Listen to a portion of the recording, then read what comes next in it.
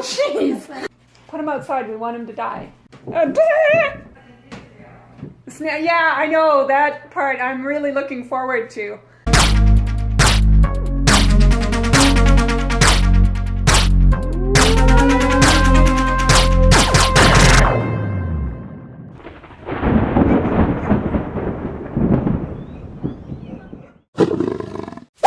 Hey everyone, my name is Joe and I'm the Kosher Ninja. We're planning on preparing my bucket list adventure, which is to hike through Israel along the Israel National Trail from Kibbutz Dan in the north all the way to Eilat at the Red Sea in the south. I'm so glad you've stopped by, and while you're here I hope you'll subscribe. But right now, let's talk about the forces of nature along the Shvil. Specifically, we're going to talk about weather, terrain, and wildlife. Let's start with weather. Sun. Moving on. Just kidding. But it's true. The time I'm going, there isn't much more to say about the weather than sun. On one of my previous trips, I was there for almost the exact same time period, and I've got to tell you, I love the sun and the heat, but after a few weeks of nothing but bright blue sky and 30 to 35 degrees and the sun bearing down on you nonstop, you actually start to wish for rain. It only took me a couple of days before I was quite happy spending my days in a shaded workshop. That heat combined with a 30-pound pack is not going to be fun. But the weather does have its advantages. Because I can be virtually certain it's not going to rain, I can afford to be a little more loose with my gear. We'll talk about that some more in another video, but generally it means that I can save significant amounts of weight in my pack by not bringing a tent and by carrying less and lighter clothing. If it does rain, I don't intend to complain. It'll be a welcome relief from the relentless sun and heat. And since I know that rain is always a blessing in Israel, I can only hope that it would actually rain while I'm there. I should probably be careful what I wish for though, because when it does rain, it comes in torrents. So let's hope for gentle rain. If you're thinking of doing the Shvil in the spring, you should be aware that conditions will be very different. It can be very cold, especially at night, and rain much more than you would expect. And it's often a very cold rain, so you should be prepared. And if you're thinking of doing it in the winter or the summer, word from the wise, don't. Just don't. Weather is about much more than just comfort though. Hiking in Israel, I've learned that it's absolutely critical to make sure you've got enough water and to take precautions against heat and sunstroke. And if you have fair skin like mine, against sunburn. I don't like to use chemical sunscreens, so I'm going to be wearing a very large brimmed hat and sun protective clothing. And I'll also be carrying a sun umbrella and sun gloves and avoiding peak sun hours as much as possible. And since I do want to bring some kind of shelter from the elements, because I'm not quite ready to go Israeli style and go pure cowboy camping, I will be bringing an ultralight tarp. This will give me the benefit of a little bit of privacy, and it'll also factor into my weather security plan. I can always pitch it if I need a little bit of shade from the noonday sun in the desert, and I'll have it in case of that 0.001% chance of rain. I do still need to learn how to use it though. Oi. Speaking of rain, rain is another hazard.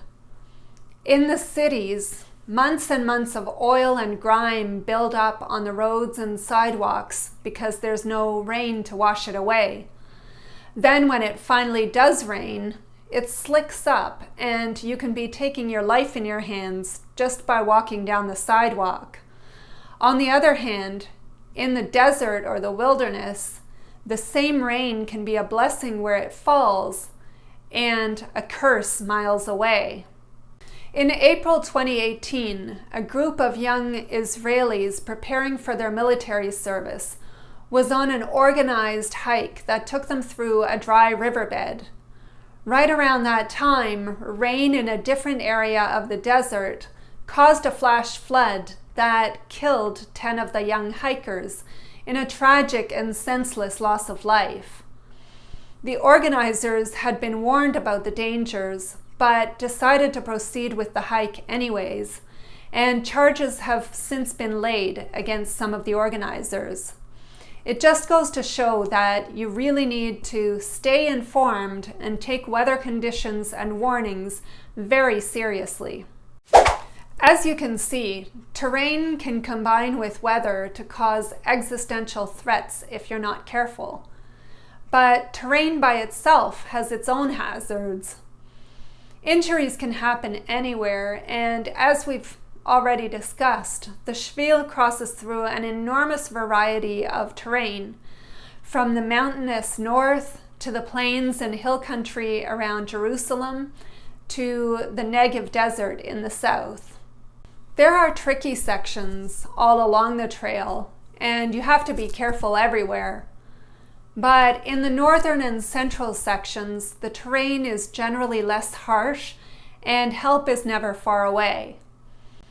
In the Negev, on the other hand, it's rocky and dry and hot, and it's much more sparsely populated. There are lots of canyons and cliffs to climb, dry riverbeds that can turn into raging rivers with little to no notice, and lots of places to injure yourself if you're not careful. Fortunately, all of Israel, including the desert, is very well connected to cell phone service. So unless you're fully incapacitated, you should be able to reach higher ground where you can get reception and call for help. Just watch me drop my phone in a canyon. Anyways, if I am fully incapacitated though, like I said last time, someone will have my itinerary, and when I don't check in, they'll be able to call for help. Now let's talk about wildlife. Most of what you hear about wildlife in the context of backpacking is about things like poison ivy and bear safety on the US thru-hiking trifecta. Israel is very different. In all my hiking and research, I haven't come across any plants that I feel I should be concerned about. There are some that you probably shouldn't be eating, but I don't make a habit of eating wild plants anyways, so I'm not particularly concerned. Animals, on the other hand, no, I don't have to worry about black bears or grizzlies getting into my lunch. But apparently I do have to worry about wild horses, camels, sheep and goats, feral domestic cats. I suppose wild domestic cats would be an oxymoron, but that's really what they are. And wild boars. I thought those only existed in Asterix. Foxes, jackals, wolves, and leopards are very rare and generally won't be interested in my lunch, with the possible exception of foxes. Mice and rats will probably be my main lunch thieves, and there are a few species of venomous snakes that I'll need to be aware of. But I would be more concerned if I was hiking in spring or summer. There are also a couple of venomous spiders, the black widow and the Mediterranean recluse. And I can only hope that I don't get bed bugs, but apparently I can get those on public transit at home these days, so whatever. There are ticks and sandflies that carry different diseases, including something called leishmaniasis, which isn't usually deadly, but sounds terrible, and I don't want to get it. When I think of dangerous animals in the desert, apart from snakes, my first thought is scorpions. But come to find out that they exist all over Israel. The Nature and Parks Authority advises that there are several species, and at least 3 of them are venomous. With names like Deathstalker and Mankiller, you can be sure I won't be taking them home as pets. But I'm not particularly worried about scorpions. They generally tend to avoid humans, and there are measures you can take to minimize unintentional contact. The one I'm really worried about, the one for which there's no precautions, no cure, no relief, the Kosher Ninja's true kryptonite is La Cucaracha. I know, they're not dangerous per se, but you cannot tell me that they're not filthy, and they're ugly and gross and disgusting. And Israeli cockroaches are legendary. No, I'm not worried about black widows or wild boars or death stalkers, but I am very worried about La Cucaracha.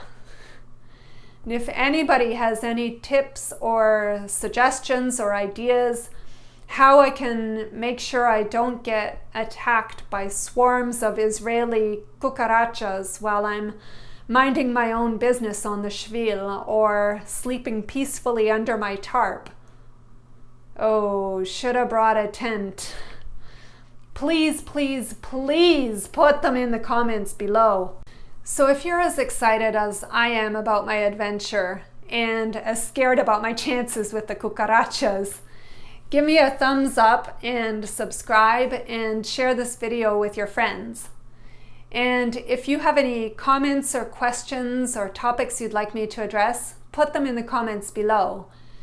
If you've ever hiked the Shvil or elsewhere in Israel, tell me about it down below. I'd love to hear from you. I'm so excited to be sharing this journey with you, and I can't wait to see you again next time. Until then, thanks for watching, and shalom, eh? Since I know that rain is always a blessing in Israel, I can only wish that it would hope while I'm there. Wait, I can only wish that it would rain while I'm there. And since I know that rain is always a blessing in Israel, I can only wish that it would hope.